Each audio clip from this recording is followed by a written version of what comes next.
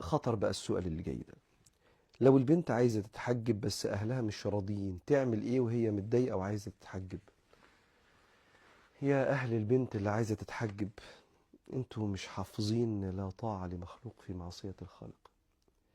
انتوا واقفين قدام بنتكم تطبق فرض ربنا.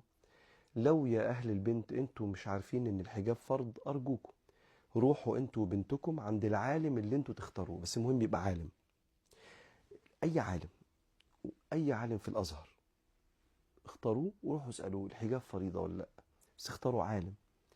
فلو سألتوا العالم هيقول لكم الحجاب فريضة. ينفع تبقى انتوا في كفة ورضا ربنا في كفة؟ ينفع يبقى بنتكم تتحط في هذا الاختبار الصعب؟ لأن بنتكم بتحبكم، بس هي بتحب ربنا، وده من نجاحكم في تربية بنتكم. ما تحطوش بنتكم في الشعور بان انا طب بر الوالدين ولا رضا ربنا. ما هو بر الوالدين انك ترضي ربنا. فلو بنتكم اتحجبت ده اصلا بر بيكم وفي ميزان حسناتكم. وبالتالي لو سمحتوا ما توقفوش، لان هي لازم تاخد الخطوة لو قررت. وما ينفعش تسمع كلام مخلوق وتعصي الخالق سبحانه وتعالى. وبالتالي يا اهل البنت سيبوها تتحجب، علشان هي المفروض تتحجب، عشان ده فرض ربنا.